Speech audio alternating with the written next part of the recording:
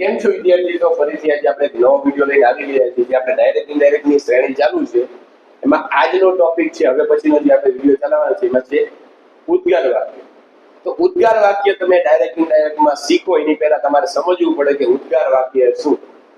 ઉદ્ગાર વાક્ય કેવા પ્રકારના હોઈ શકે અંગ્રેજીમાં, અને ઉદ્ગાર વાક્યને વિધાન વાક્યમાં આપણે કેવી રીતે ફેરવવું.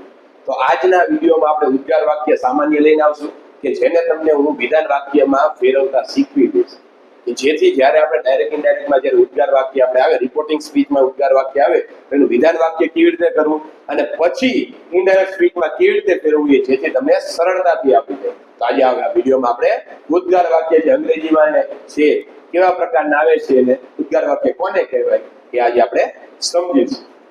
ડાયરેક્ટ ઇનડાયરેક્ટ સ્પીચમાં ઉદ્ગાર વાક્ય એટલે કે એક્સક્લેમેટરી સેન્ટેન્સને સમજવા માટે હાવ અને વોટ વાળા ઉદ્ગાર વાક્ય. અંગ્રેજીમાં બે પ્રકારે ઉદ્ગાર વાક્ય આવે છે, એક વોટ વાળા આવે છે અને એક હાવ વાળા આવે છે. ઉદ્ગાર વાક્ય શું છે? તો જે વાક્યમાં કોઈ ભાવના, કોઈ લાગણી હોય, એમાં દાખલા કે આશ્ચર્ય હોય, આનંદ હોય, દુઃખ, પ્રશંસા વગેરે પ્રગટ થાય અને વાક્યના અંતે ઉદ્ગાર ચિહ્ન આપેલું હોય છે, તે વાક્યને ઉદ્ગાર વાક્ય કહેવાય. કે વાક્ય આપેલું, વાક્યની અંતે ઉદ્ગાર ચિહ્ન આપ્યું હોય અને એમાં કોઈ પણ જાતનો જે ભાવ છે, ભાવ રજૂ થતો હોય, તો તેવા વાક્યને ઉદ્ગાર વાક્ય કહે છે. આ વાક્યની શરૂઆત મોટા ભાગે વોટ અને હાવથી થાય છે. હાવ વાળા ઉદ્ગાર વાક્યનો નિયમ કેવો છે? તો વાક્ય રચના કેવી આવે છે હાવ વાળા ઉદ્ગાર વાક્ય છે એ આજે આપણે સમજી લઈએ. પહેલા કે હાવ વાળા ઉદ્ગાર વાક્ય આવે તેમાં શું હોય? પેલા હાવ આવે સૌથી પહેલા, પછી એડજેક્ટિવ અથવા એડવર્બ આવે. હવે આપણે એવું થાય કે એડજેક્ટિવ એટલે શું? એડજેક્ટિવ એટલે વિશેષણ અને એડવર્બ એટલે ક્રિયા વિશેષણ. દાખલા તરીકે સી ઇઝ, દાખલા કે રાધિકા હોય તો રાધિકા ઇઝ એ, અહીંયા લખ્યું હોય કે રાધિકા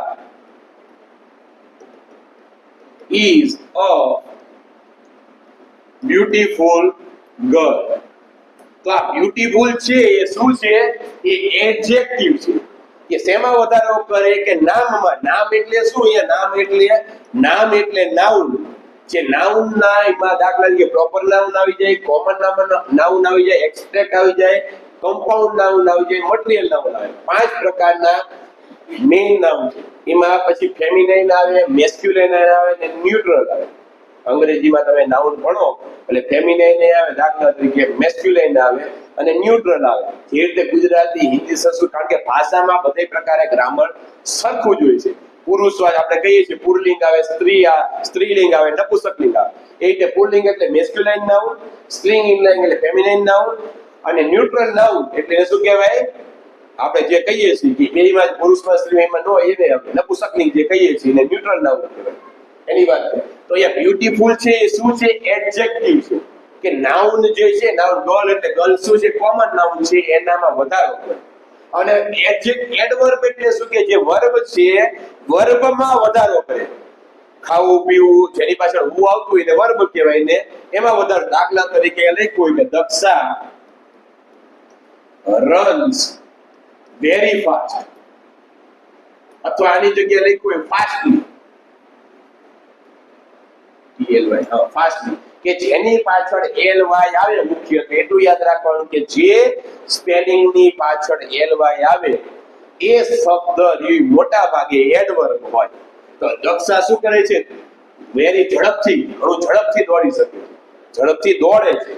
તો એ દોડવાનું છે એમાં વધારો થાય છે ફાસ્ટલી. શેમાં? દક્ષામાં વધારો નથી થતો, પણ શેમાં વધારો થાય છે? કે દોડવામાં વધારો થાય છે. આને શું કહેવાય? જે ફાસ્ટલી પાછળ આપ્યું છે એને શું કહેવાય? એડવર્બ કહેવાય. એટલે આમાં શું આવે? એડજેક્ટિવ આવે, એડવર્બ, પછી સબ્જેક્ટ એટલે કર્તા, પછી વર્બ આવે, છેલ્લે ક્વેશ્ચન માર્ક. આ જે છે એ કેવો વાક્ય છે? કે જે વાક્ય સાદી રીતે ઉદ્ગાર વાક્ય હોય એની વાક્ય છે. હવે એમાંથી વિધાન વાક્ય આપણે બનાવ્યું. પહેલા સબ્જેક્ટ આવે, પછી વર્બ આવે, વેરી આવે, એડજેક્ટિવ અથવા એડવર્બ આવે. ખાસ કરીને ધ્યાન રાખવાનું કે વોટ વાળું વાક્ય હોય ઉદ્ગાર વાક્ય, એમાં આર્ટિકલ એ અને એન આવે.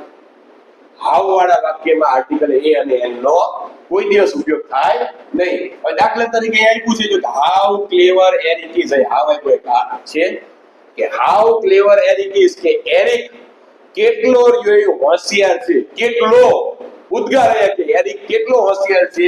તો આ વાક્ય પ્રમાણે સૌથી પહેલા આપણે જો કરતા આવી ગયું કરતા, પછી વર્બ, આમાં વર્બ કયું છે ઇઝ છે એટલે ઇઝ આવી ગયું, પછી વેરી લખવાનું વેરી આવી ગયું, વેરી આવી ગયું, અને છેલ્લે એડવર્બ અથવા એડજેક્ટિવ આવે. દાખલા તરીકે ક્લેવર, ક્લેવર કે છોકરો કેવો હોશિયાર, છોકરો હોશિયાર છોકરો, એટલા માટે આ શું છે એડજેક્ટિવ છે. છોકરો કેવો હોશિયાર, વિદ્યાર્થી કેવો હોશિયાર, એટલા માટે એક આ એડવર્બ હોય અથવા એડજેક્ટિવ. વાક્ય રચના કેવી બને કે વોટ હાઉ વાળું વાક્ય હોય તો સૌથી પહેલા આપણે આમાં ગોતવાનું શું ગોતવાનું, ગમે ત્યારે આપણે ઉદ્ગાર વાક્ય ને વિધાન વાક્ય બનાવે એટલે સૌથી પહેલા આપણે સબ્જેક્ટ ગોતવાનું.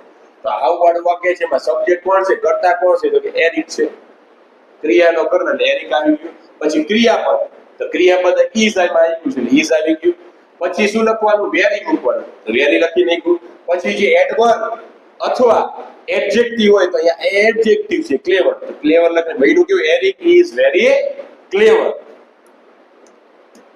પછી આ નામ છે કે how cold it is today, કે કેટલું બધું ઠંડુ આજે છે. તો આપને ખબર છે સૌથી પહેલા કરતા આવે તો કર્તામાં ઈટ આપ્યું છે, આમાં કર્તા તરીકે શું આપ્યું, ઈટ આપ્યું છે. ખાસ એક યાદ રાખવાનું કે હાઉ વાળું વાક્ય હોય એમાં કોઈ આર્ટિકલ આવે નહીં, વોટ વાળું વાક્ય હોય એમાં ખાલી વેરી ની આગળ આર્ટિકલ આવે. બેમાં વાક્ય રચના સેમ જ હોય છે. તો ઈટ પછી ઇઝ વેરી કોલ્ડ ટુડે. આ ઉદ્ગાર ચિહ્ન કાઢવા માટે, હાવ કાઢવા માટે, ઉદ્ગાર વાક્ય ને વિધાન વાક્ય બનાવવા માટે આવી વાક્ય રચના બને. પહેલા સબ્જેક્ટ આવે, કર્તા આવે, પછી ક્રિયાપદ આવે, પછી વેરી આવે, અને પછી શું આવે એડવર્બ આવે અથવા એડજેક્ટિવ આવે, અને પછી આ અન્ય શબ્દ કે આજનો દિવસ કેવો હતો, ખૂબ જ ઠંડો.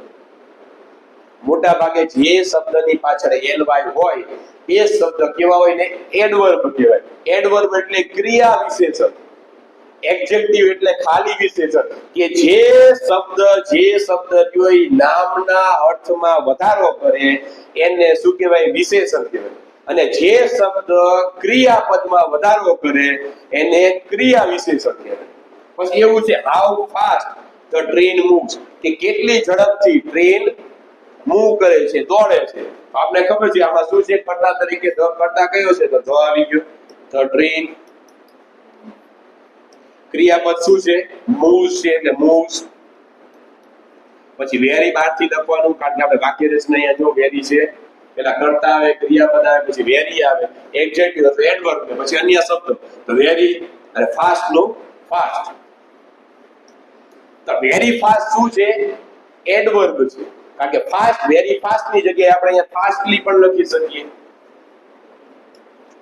કે she sings very beautifully, કે તે ખૂબ જ સુંદર એવું ગાય છે. તો ગાય તેનામાં વધારો નથી કરતો પણ જે ગીત ગાય છે એનામાં વધારો કરે એટલે આપણે ખબર પડી ગઈ કે આ વાક્ય આર્યું એડવર્બ છે. પછી એવું છે કે how sweet this mango taste is, આમાં કરતા શું છે, કરતા કોણ છે ધીસ મેંગો, તો આપણે ધીસ મેંગો લખવું પડે, ધીસ મેંગો. પછી ક્રિયાપદ શું છે ત્રીજો પુરુષ એક એટલે ટેસ્ટીસ નું ટેસ્ટીસ, ટેસ્ટીસ. પછી વેરી બહારથી લખવાનું તો વેરી, સ્વીટ નું સ્વીટ, કે મેંગો કેટલો છે કે વધારે એવો મીઠો છે. કેરી કેવી છે કે હાઉ સ્વીટ ઇઝ, કે આ કેરી કેટલી મીઠી છે, કેટલું કેટલું એવું બધું ભાવ આવતો હોય ત્યારે ઉદ્ગાર વાક્ય આપણે આવે. જ્યારે ઉદ્ગાર આ હર ઓ માળી વાહ કેવું સુંદર છે વાક્ય, કેવું મસ્ત દ્રશ્ય, આવા બધા જ્યારે ભાવ પ્રગટ થતા હોય અને પાછળ અહીંયા જોવા ઉદ્ગાર ચિહ્ન આપ્યું હોય ત્યારે આપણે સમજવાનું કે રિપોર્ટિંગ સ્પીચમાં વાક્ય કેવા પ્રકારનું છે, ઉદ્ગાર વાક્ય છે. તો આ ડાયલોગ, આ નિયમ દાખલા કે વિડિયો એના માટે કે તમને ઉદ્ગાર વાક્યનું વિધાન વાક્ય આવડી જાય, પછી ખાલી આપણે રિપોર્ટિંગ વર્ગ અને સંયોજક અને કાળ અને સર્વનામમાં જે ફેરફાર એટલું જ તમારે શીખવાનું રહે એની વાત છે. પછી જોજો હાઉ લાઉડલી શી સિંગ્સ, કેટલું મોટેથી તે ગીત ગાય છે. તો જો લાઉડલી આવ્યો એટલે આપણે ખબર પડી જાય શું છે, એડવર્બ છે. જેની પાછળ મોટા ભાગે જે એલવાય શબ્દ આવ્યો હોય એ મોટા ભાગે શું હોય એડવર્બ. એડવર્બ એટલે શું, ક્રિયા વિશેષણ. એડ વર્બ એટલે ક્રિયાપદ અને એમાં એડ કરે એટલે એડવર્બ થઈ ગયું. વર્બ એટલે ક્રિયાપદ અને એની આગળ એડ આવે, એડી એડ એટલે વધારો થાય કે ક્રિયાપદમાં જે વધારો કરે એને એડવર્બ કહેવાય, ક્રિયા વિશેષણ. ખાલી એડજેક્ટિવ એટલે શું? એડજેક્ટિવ. જે વિશેષણ છે એમાં નામ હોય છે, નામમાં કંઈક વધારો કરે એને એડજેક્ટિવ એને વિશેષણ કહેવાય. એડવર્બ ને ક્રિયા વિશેષણ કહેવાય. પાછું આવલાટી તો આમાં શું કરતા કોણ છે? C sings. સિંગ્સ ક્યારે આવ્યું? કારણ કે આમાંથી ક્રિયાપદ એ છે. બહારથી આપણે શું લખવાનું? Very loudly. જવાબ બની ગયો કે સી સિંગ્સ વેરી લાઉડલી. જો તમને ઉદ્ગાર વાક્યનું તે વિધાન વાક્ય બનાવતા ન આવડતું હોય તો પછી તમારે પ્રોબ્લેમ. કારણ કે ક્વેશ્ચનમાં WH વાળા શબ્દ કે WH વાળા પ્રશ્નાર્થ વાક્ય કે WH વગરના એ તમે મોટા ભાગે ભણો છો. અત્યાર સુધીમાં 6 થી 12 સુધીમાં કે ગમે તમે તમારે સૌથી ઓછા વાક્ય જો ભણવાના આવતા હોય તો એ ઉદ્ગાર વાક્ય છે. કારણ કે પાઠ ચાલતો હોય કે પછી ફકરામાંથી પ્રશ્નના જવાબ હોય, આપણે પ્રશ્નના જવાબ પરીક્ષામાં પૂછાય છે એટલે મોટા ભાગના બધા WH વાળા પ્રશ્ન હોય છે. એટલે WH તો તમે અત્યાર સુધીમાં ભણો તો તમને WH વાળા પ્રશ્નાર્થ વાક્ય તમને ખબર હોય, પણ ઉદ્ગાર વાક્ય ને વિધાન વાક્ય કરવાનું ક્યાંય તમે ભણ્યા નહીં હોય. એટલા માટે આજે ટોપિક લીધો કે તમને સરળતા પડે. બીજું વાક્ય આપણે પેલા આવથી આપણે ખબર પડી જાય કે આવથી ઉદ્ગાર વાક્ય કેવી રીતે બને એનો ને. હવે આવથી છે આવમાં ઉદ્ગાર વાક્યનો નિયમ કેવો? તો પેલા વોટ આવે. હવે વોટ વાળું આપણે બે પ્રકારે તમને કીધું કે વોટ અને આવથી. હવે વોટ થી કઈ રીતે? આવથી પહેલા વોટ આવે, પછી એ અને એન આવે. હવે એ આર્ટિકલ એ ક્યારે આવે અને આર્ટિકલ એન ક્યારે આવે તમારા મગજમાં પ્રશ્ન થાય. તો એક યાદ રાખવાનું કે જે શબ્દનું ઉચ્ચારણ કક્કાથી થતું હોય, કક્કાથી, એને આર્ટિકલ એ આવે. તમે પેલા નાના હતા ત્યારે એવું સમજાવવામાં આવ્યું હતું કે ABCD માં 26 અક્ષર આવે. આપણી પાસે 5 સ્વર છે A, E, I, O ને U. કે 5 સ્વર છે તો આમાં N આવે, બાકી બીજા બધામાં A આવે. પણ આ નિયમ ખોટો છે. તમને એ વખતે સમજાવવા માટે સારો છે, પણ જેમ જેમ મોટા થાવ એટલે આપણે યાદ શું રાખવાનું? શબ્દનું ઉચ્ચારણ. પછી જે શબ્દનું ઉચ્ચારણ, હજી કહું છું, ઉચ્ચારણ વ્યંજનથી થતું હોય, આ શું કહેવાય? આ વ્યંજન આ છે, અહીંયા શું સ્વરથી થતું હોય. જે શબ્દનું ઉચ્ચારણ સ્વરથી થતું હોય, સ્વર એટલે શું ને વ્યંજન એટલે શું? હવે સ્વર એટલે એ શબ્દ કે જે શબ્દનું ઉચ્ચારણ કરતી વખતે બીજા કોઈનો પણ ટેકા લેવાની જરૂર ન પડે, એને સ્વર કહેવાય. અ, આ, ઈ, ઉ, ઔ, એ મુક્ત રીતે આપણે કરી શકીએ. પણ કે જે શબ્દનું ઉચ્ચારણ કરતી વખતે બીજાનો આપણે ટેકો લેવો પડે તો એવા શબ્દને, એવા મૂળાક્ષરને આપણે વ્યંજન કહીએ છીએ. આ વ્યંજન કહેવાય. આને સ્વર કહેવાય, આને વોવેલ કહેવાય, આને કોન્સોનન્ટ કહેવાય. કોન્સોનન્ટ નહીં કે જે દાખલા તરીકે ક, તો ક ની પાછળ આપણે અ જોડવો પડે. ક, ખ, ગ, ઘ, તો એ બધા શું છે? વ્યંજન છે. અને અ, આ, ઈ બધા શું છે? સ્વર છે. એટલે કે જે શબ્દનું ઉચ્ચારણ વ્યંજનથી થતું હોય એમાં એ આવે, સ્વરથી થતું હોય એમાં એન આવે. દાખલા તરીકે એપલ. તો હવે એ શેમાં આવે? ગુજરાતીમાં એ સ્વરમાં આવે એટલે આગળ એન આવે. આ નિયમમાં તમે પેલા નાના હતા ત્યાં તમને આ નિયમ શીખવાડવામાં આવ્યો હતો. તો આ નિયમમાં દાખલા તરીકે આપણે બોલીએ છીએ અવર. શું આને બોલીએ છીએ? અવર. એચ લખ્યું છે. આ નિયમ આપણે પ્રમાણે જોઈએ તો કે આગળ પહેલો અક્ષર એચ છે, એ પહેલો અક્ષર એચ છે, એ આવે. પણ ખોટી વાત, આમાં આર્ટિકલ એન આવે. કારણ કે આનું ઉચ્ચારણ શું થાય? અવર. એવી જ રીતે વન, એ વાળો શબ્દ આપણે કરીએ તો આમાં ખોટું લખે. આમાં શું આવે? આર્ટિકલ એ આવે. કેમ આર્ટિકલ એ આવે? કારણ કે લખાય ભલે વન પણ બોલાય શું છે? વ બોલાય છે. વ શેમાં આવે? કક્કામાં આવે. કક્કા એટલે વ્યંજન છે, વ્યંજન હોય એટલે આર્ટિકલ એ આવે. ઓરેન્જ, એમાં શું આવે? એન આવે. આજે આપણે ઉચ્ચારણ શું કરીએ છીએ? ઓ. ઓ એટલે સ્વર છે. સ્વરની આગળ શું આવે? આર્ટિકલ એન આવે. અને જેનું ઉચ્ચારણ વ્યંજનથી થતું એની આગળ આર્ટિકલ એવું ને એવું છે. દાખલા કે યુઝફુલ, ઉપયોગી. આ લખાણું છે યુ, આવી રીતે અમ્બ્રેલા. અમ્બ્રેલામાં આપણે બોલીએ છીએ બોલીએ છીએ ને અમ્બ્રેલા, બોલીએ છીએ અમ્બ્રેલા, તો અહીંયા એન આવે. પણ આને શું બોલીએ આપણે? યુઝફુલ નથી બોલતા, યુઝફુલ બોલી. શું યુ? યુ શેમાં આવે? ય શેમાં આવે? ય કક્કામાં આવે, કક્કામાં આવે એટલે વ્યંજન કહેવાય, અને વ્યંજન કહેવાય એટલે આર્ટિકલ એમાં એ આવે.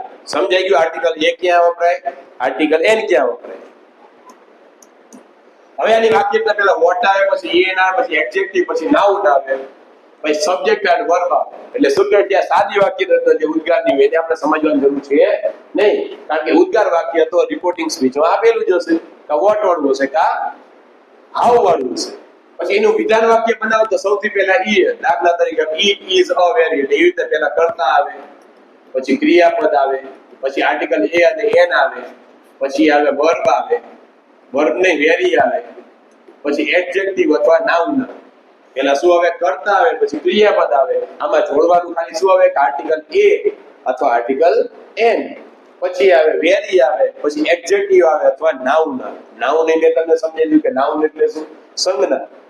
નામ એમાં common noun, proper noun, adverb noun, એ બધા નાઉન કહેવાય, સંજ્ઞા કહેવાય.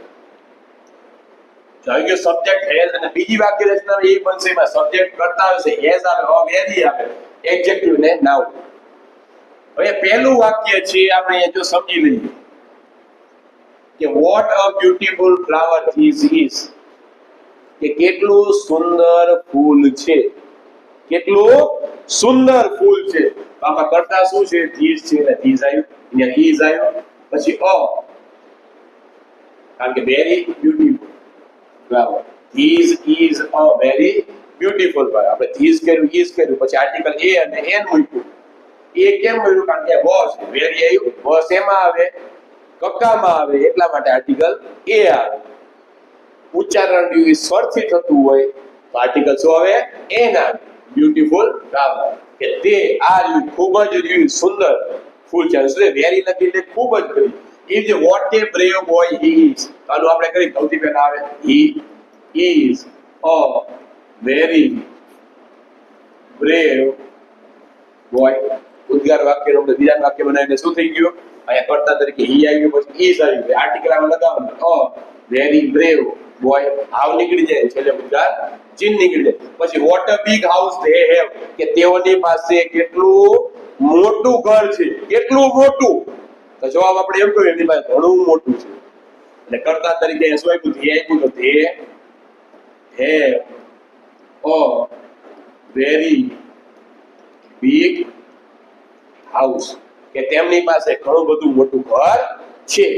પછી what a sweet voice he has, કે તેની પાસે કેટલો એવો સ્વીટ એટલે મધુર એવો અવાજ છે. કર્તા તરીકે સૌથી પહેલા કર્તા કોણ છે? She has a very sweet voice,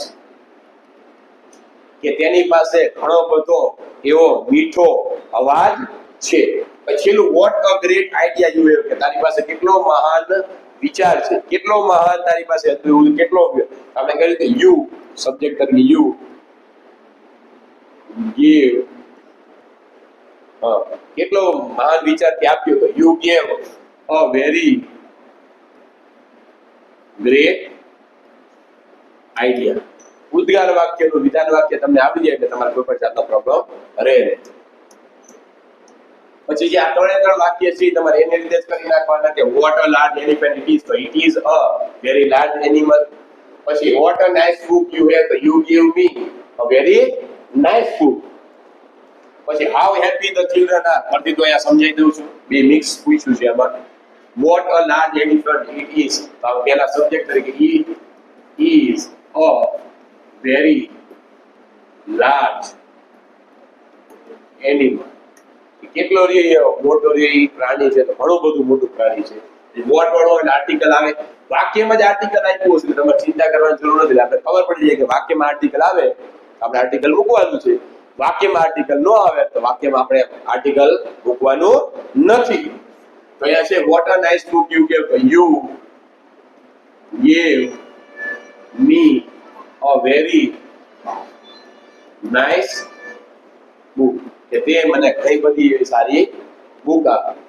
how happy the children R, જો આર્ટિકલ ક્યાંય નથી એટલે આપણે સમજી જવાનું કે એ ઉદ્ગાર વાક્યનું વિધાન વાક્ય બનાવી એટલે આમાં આર્ટિકલ આવશે નહીં. તો ધ ચિલ્ડ્રન આર વેરી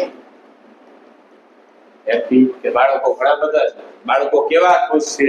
તો બાળકો ઘણા બધા ખુશ છે.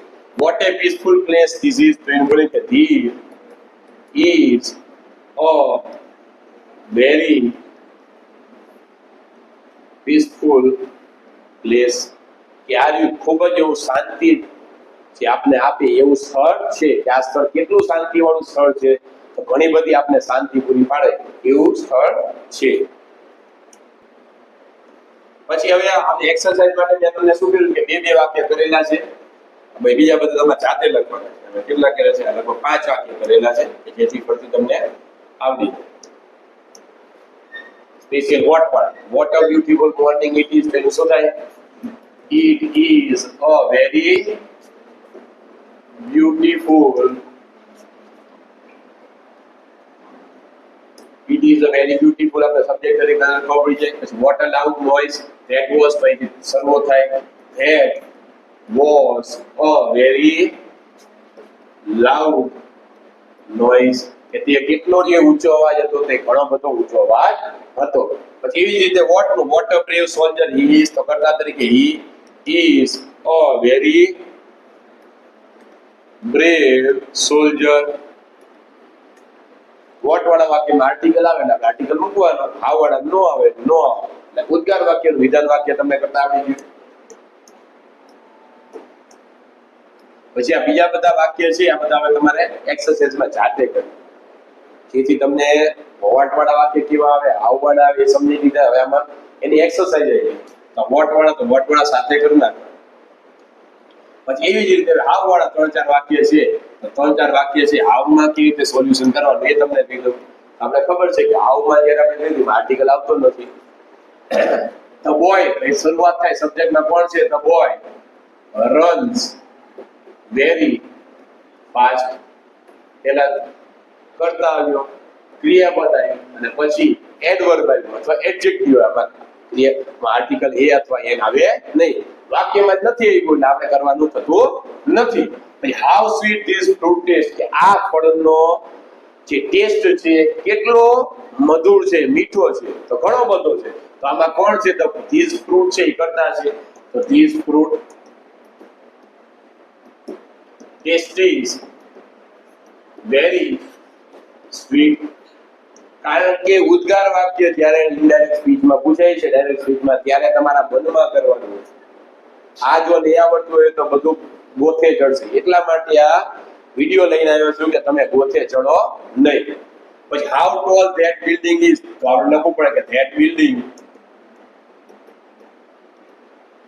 ઇઝ વેરી ટોલ, કે આ બિલ્ડિંગ છે ઘણી બધી ઊંચી છે. કેટલી ઊંચી છે? તો ઘણી બધી ઊંચી છે. How lovely the sky looks today, આમાં શું છે? તો કોણ છે કરતા? કે કેટલો સુંદર આકાશ આજે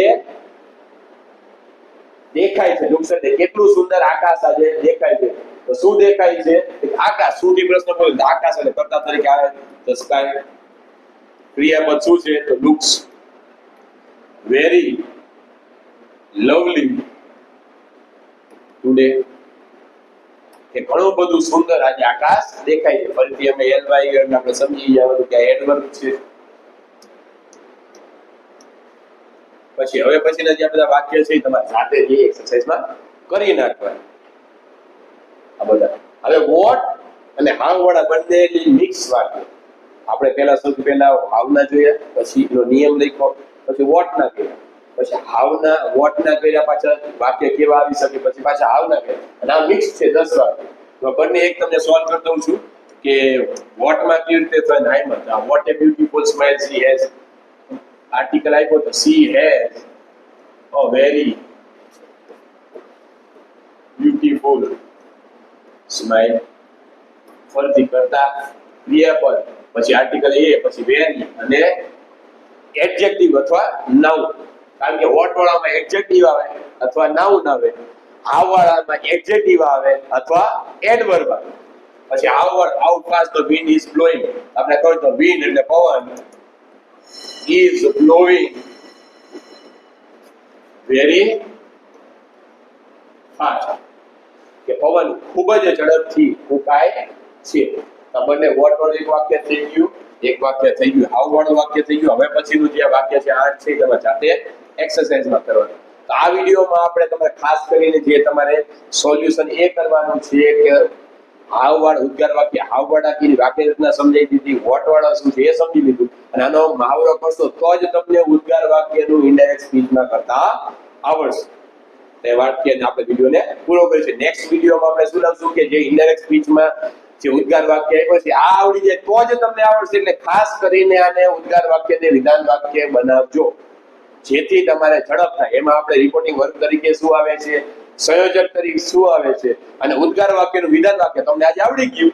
એટલે ખાલી તમારે હવે સંયોજક તરીકે શું આવે છે, રિપોર્ટિંગ વર્બ તરીકે શું આવે છે, અને કાળમાં કેવા પ્રકારના ફેરફાર કરવાના, સર્વનામમાં કેવા પ્રકારના ફેરફાર કરવાના એ જ શીખવાનું છે. Thank you very much.